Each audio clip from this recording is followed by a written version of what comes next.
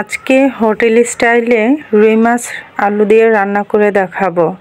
আর এভাবে একবার রান্না করে খেয়ে দেখবেন, আসলে খুব মজা হয়েছিল। আমি নিজেও জানতাম না এতটা ভালো লাগবে। আসসালামু আলাইকুম বন্ধুরা, আশা করি সবাই ভালো আছেন। আমি আলহামদুলিল্লাহ ভালো আছি। আমি আপনারা জানেন বেশ কিছুদিন ধরে আমি বাসায় নেই, আমি আমার নানুর বাড়িতে ছিলাম। তো ওই ফাঁকে আপনাদের ভাইয়া এই মাছগুলো এনে ফ্রিজে রেখে দিয়েছিল। আর যদিও সে সব সময় মাছ কেটে নিয়ে আসে, আমার কাটতে হয় না বড় মাছ। তো এবার এগুলা বাসার সামনে থেকে নিয়েছিল, তো মাছগুলো এভাবে রেখে দিয়েছে। সে তো আর করতে পারে না। তো আমার আবার ফ্রিজে মাছ রেখে কোটাটা একদম অপছন্দ। আমি কখনোই ফ্রিজে মাছ রেখে কাটি না।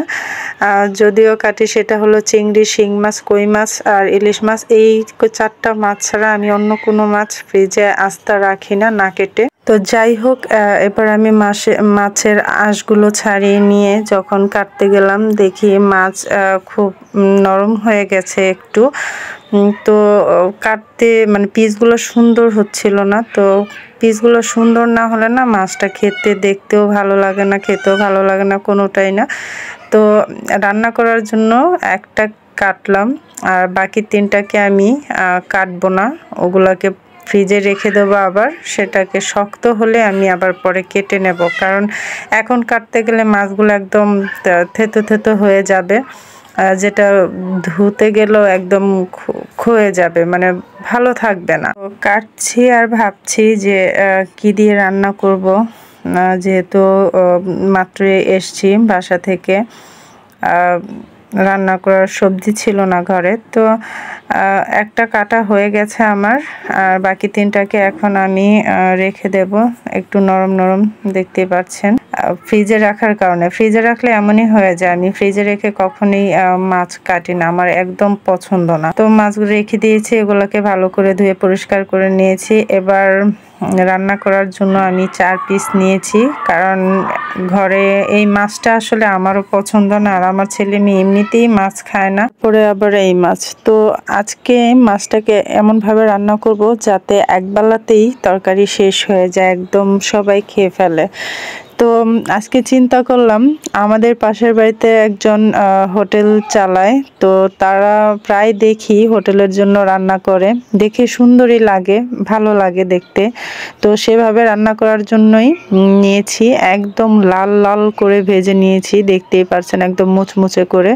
তো এর মধ্যে মাত্র 2টা আলু নিয়েছি, বড় সাইজেরই 2টা আলু, একদম এগুলাকেও লাল লাল করে ভেজে নেব, একদম মাছের মতো করে লাল লাল করে ভেজে নেব। তা আমার আলুগুলো ভাজা হয়ে গেছে। এবার আলুগুলো নামিয়ে পর্যাপ্ত পরিমাণের তেল দিয়ে এর মধ্যে মুঠো ভরে প্রায় 1 মুঠো পেঁয়াজ দিয়ে দেব। এই পেঁয়াজটাকেও আমি একদম আলু মাছের মতো একদম ভাজা ভাজা, বাদামি কালার করেই ভাজবো, একদম বেরেস্তার মতো ভেজে এর মধ্যে পানি দিয়ে দেব যাতে পুড়ে না যায়।